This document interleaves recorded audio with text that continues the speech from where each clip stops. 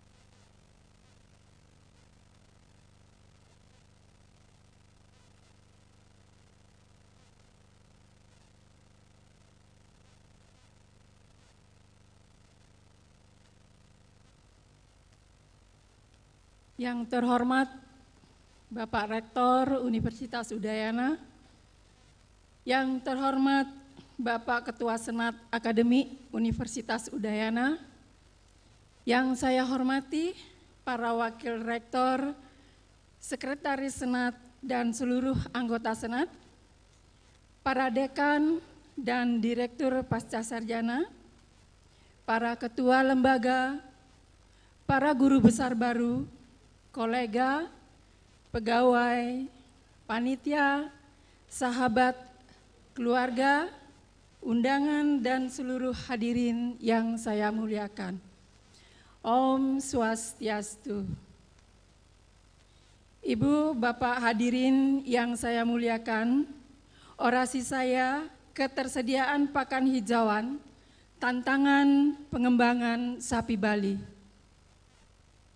Ibu Bapak hadirin yang saya muliakan, berbahagialah kita pada pagi hari ini bisa bertemu dalam acara pengukuhan guru besar di lingkungan Universitas Udayana, walaupun sebagian besar undangan hanya bisa mengikuti melalui dunia maya. Untuk itu saya haturkan terima kasih sekaligus mohon maaf. Kita juga patut berbahagia dan bangga karena memiliki sapi Bali, satu-satunya sapi di dunia yang memiliki keunikan-keunikan yang tidak dimiliki oleh bangsa sapi lain.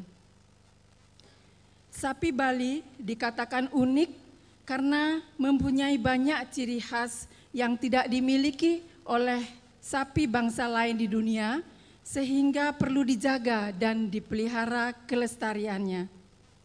Mempunyai kemampuan beradaptasi pada hampir seluruh kondisi tropis di Indonesia, sehingga terkenal dengan julukan sapi perintis dan paling disukai oleh peternak di Indonesia di antara 4 sapi lokal yang ada, sapi Madura, sapi Bali, sapi Aceh, dan sapi pesisir.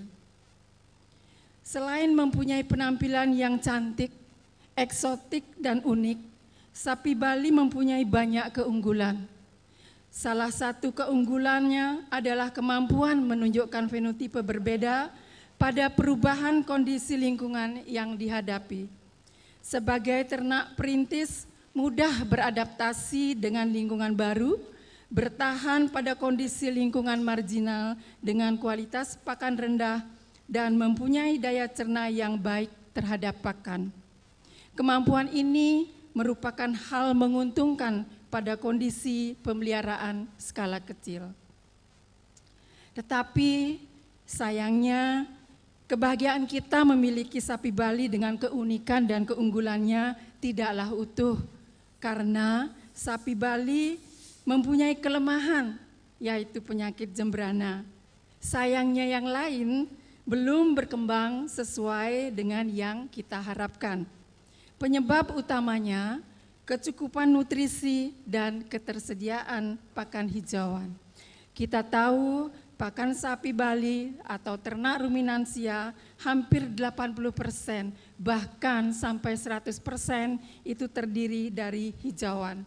Oleh karena itulah perlu strategi pengaturan asupan nutrisi sejak induk bunting agar berat lahir pedet maksimal dan reproduksi susu induk mencukupi, kemudian pertumbuhan pedet, sapi darah, penggemukan, dan menghasilkan kualitas daging yang baik. Dan strategi yang tak kalah pentingnya itu adalah meningkatkan ketersediaan pakan hijauan. Ketersediaan pakan hijauan pada umumnya berfluktuasi, melimpah di musim hujan, terbatas di musim kemarau, sehingga merupakan masalah tersendiri. Implementasi IPTEK dalam pengembangan tanaman pangan menjadi sebuah keharusan. Sistem 3 strata yang ditemukan oleh Profesor Nitis merupakan salah satu solusi untuk mengatasi tantangan ini. Teknologi budidaya melalui asosiasi rumput unggul dan tanaman leguminosa atau integrasi tanaman pangan mampu meningkatkan ketersediaan hijauan pakan. Berdasarkan data luas lahan dan jenis penggunaannya, maka pengembangan tanaman pakan sangat potensial diarahkan untuk diintegrasikan dengan tanaman perkebunan. Ibu, Bapak, hadirin yang saya muliakan, pengembangan sapi Bali memerlukan 4 rekomendasi. Yang pertama, sapi Bali adalah sebuah berkah yang harus dijaga, menjadi kewajiban bagi pemerintah dan pemangku kepentingan menjadikannya komoditas unggulan spesifik di sektor jasa kuliner, hotel maupun restoran. Yang kedua, daya dukung Bali masih menjanjikan untuk pengembangan sapi Bali. Kebijakan strategis dan difusi hasil riset terkait penyediaan pakan dan bibit sapi Bali menjadi kebutuhan mendesak untuk dilakukan. Yang ketiga, pembangunan demonstrasi plot atau demplot pakan hijauan menjadi sangat penting. Dan rekomendasi yang terakhir, pandemi COVID-19 telah memporak-porandakan sektor tersier seperti hotel dan restoran yang menjadi andalan PAD Provinsi Bali. Transformasi ekonomi ke arah sektor primer di bidang peternakan dapat menjadi solusi untuk perbaikan ekonomi dan penyelamatan lingkungan Bali. Ibu, Bapak, hadirin yang saya muliakan, banyak liku saya lalui untuk sampai pada pencapaian jabatan tertinggi ini. Namun banyak kebaikan dari berbagai pihak menyertai saya. Puji syukur kepada Ide Sang Hyang Widi Wasa. Terima kasih kepada pemerintah Republik Indonesia telah memberikan kepercayaan kepada saya untuk menyandang gulu besar ini. Terima kasih saya sampaikan kepada Senat dan Rektor serta para Wakil Rektor Universitas Udayana, Senat dan Dekan Fakultas Peternakan beserta seluruh jajaran yang telah memfasilitasi. Jasa guru-guru saya sejak saya menempuh sekolah dasar, SMP dan SMA beserta seluruh dosen juga ikut berperan. Saya haturkan terima kasih yang tulus. Terima kasih yang tinggi kepada dosen-dosen pembimbing saya yang hari ini mungkin sempat bergabung. Ada Profesor Dr. Winugroho, Profesor Dr. Igede Mardike, dan Insinyur Inengah Sujaya MAG RSC PSD. Terima kasih yang tulus saya haturkan kepada para reviewer yang tidak kenal lelah. Ada Profesor Komang Gede Wiryawan, Profesor Hendrawan Sutanto, Profesor Igusti Ngurah Kade Mahardika, Profesor Kristina Dewi, dan Profesor Ketut Sumadi, Profesor Wayan Suwarne, Profesor Inyoman Suwarte, dan Profesor Ana Agung Ngurah Gunawan.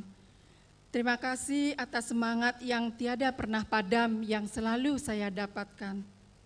Kepada Bapak Andi Udin Saransi yang setia membantu saya di lab, kepada para sahabat, kawan yang selalu ada untuk saya dalam suasana riang maupun muram.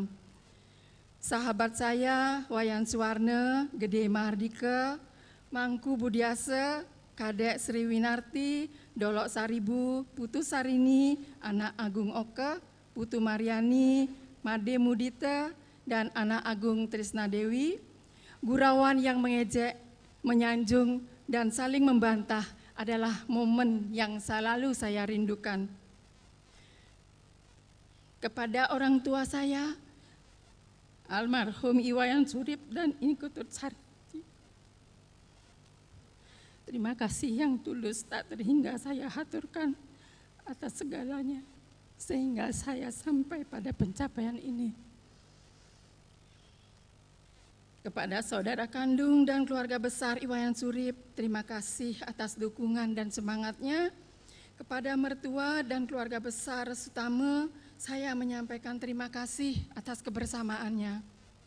Seindah dan semuram apapun perjalanan seseorang, tak akan pernah lepas dari peran-peran orang terdekat kita yang selalu memberi dukungan tiada lelah, penuh cinta kasih.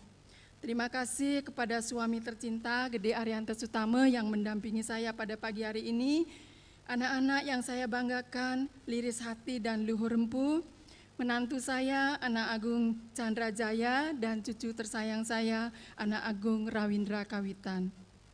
Kepada seluruh undangan dan hadirin yang saya muliakan, terima kasih saya haturkan atas kehadiran dan perhatian yang telah diberikan. Mohon maaf apabila dalam penyampaian orasi ini ada hal yang kurang berkenan. Semoga ide Sang Hyang Widiwasa, Tuhan Yang Maha Esa, selalu melimpahkan rahmat-Nya untuk kita semua. Om Santi, Santi, Santi, Om.